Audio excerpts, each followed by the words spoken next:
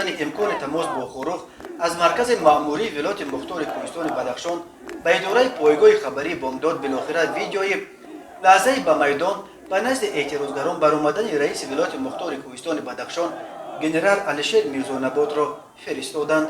رئیس ولایت روز 27 نوامبر تخمینا ساعت 14 تنها در روز سوم اعتراضها پیش مردم برآمد. تا آن دم او صحبت مستقیم با مردم در میدان سرپیشی میکرد.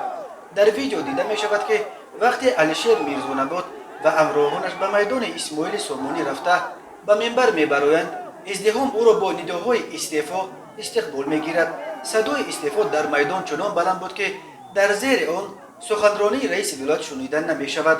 طبعا یاد دارید این سخنرانی علیشیر میرزانبات با تیرپرانی انجامید.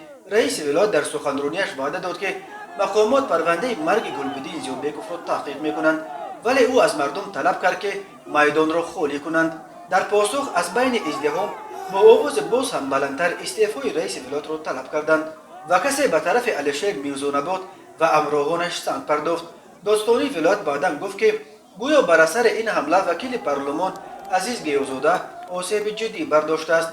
به دنبال از داخل بنای حکومت ولایت تیر خالی کردند و هرچند داستانی گفت که تیرها آگاه کننده و به سوی ابا بودند، اعتراضگران گفتند که 4 نفر زخمی شد. ولی روز 28 نوامبر وقتی اعتراضگران طلب خالی کردن میدان را اجرا نکردند و نقشه بزوری پیش کردن آنها هم نگذشت، مقامات با یک کمیسیه عبارت از 44 نماینده اعتراضگران پشت میز مذاکرات نشستند و بعد 10 ساعت مذاکرات شام 28 نوامبر ساعت 20 اعتراضگران میدان را خالی کردند.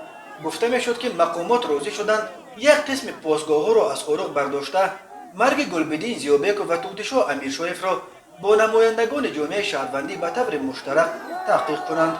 همچنین قرار شده است که اعتراضگران را برای اشتراکشان در تظاهراتی که در خورخ از 25 تا 28 نوامبر دوام کرد تعقیب نمی کنند.